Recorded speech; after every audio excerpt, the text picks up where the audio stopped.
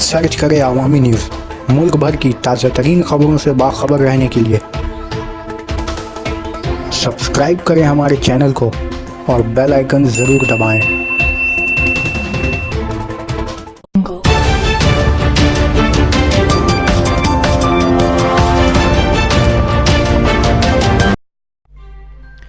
कोलकाता का जीवन नंदा फ्लाईओवर 2 दिन के लिए बंद किया जाएगा।